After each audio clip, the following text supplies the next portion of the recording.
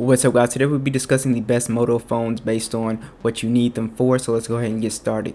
So first up is the Moto Z3. I think this is overall one of the best phones you can get, mostly because it will hook up to 5G. Now this phone comes at the 480 price point, and it does have a 6-inch display, a 2160 by 1080 display. It does have a Snapdragon 835, which is a little dated. It does have 4 to 6 gigabytes of RAM depending on which model you get. You do get 64 and 128 gigabytes of storage, and also a 3000 milliamp battery, which is pretty good. You do get rear dual cameras, 12 megapixel, and a pretty nice 8 megapixel front camera.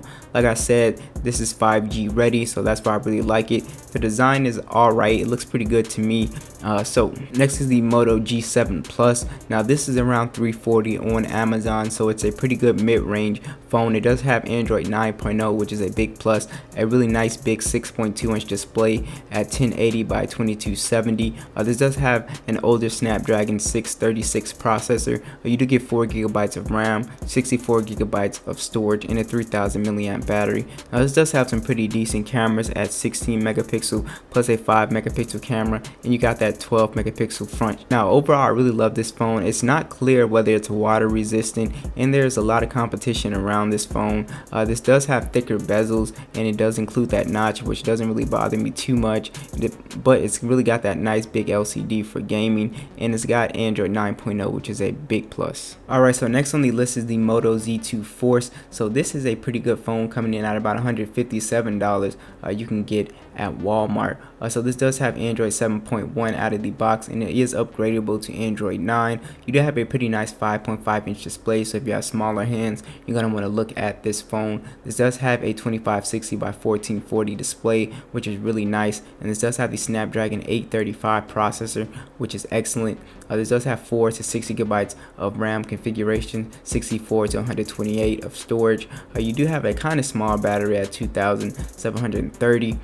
You do have a rear camera 16 megapixel and a front camera 8 megapixel. So overall, I really love this phone. It's got some actually pretty powerful specs to do some pretty good gaming with this guy, and it is 2 years old, but you can upgrade this to Android 9.0, and it's pretty cheap. Next is the Moto G7 Power. So this comes in at about $269 on Amazon and $250 on Best Buy.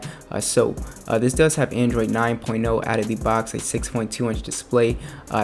The display is not the highest resolution at 1570 by 720, but this is a sort of like a budget device, but it is still pretty powerful in my opinion. So it does have a Snapdragon 632 processor, 3 gigabytes to 4 gigabytes of RAM. You have 32 and 64 for the storage, and you do have a 5000 milliamp battery. So this phone is going to perform excellent in battery life.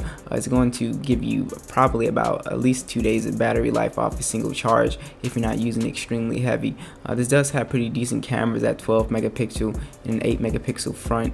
So excellent budget smartphone at a really nice price. Now last on the list is the Moto G7 Player. I think this is the phone most people will get because it's under $200, $184, and it's pretty new.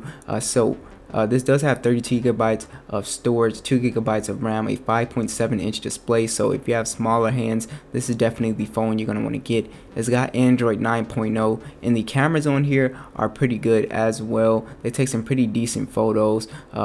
The display on here is really good too. The fingerprint scanner works really great as well. It is an IPS panel. This does have excellent battery life, since it doesn't have the highest resolution display at 1512 by 720.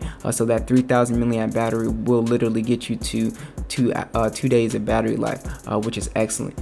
So thanks for watching this video, and I will catch you guys in the next one.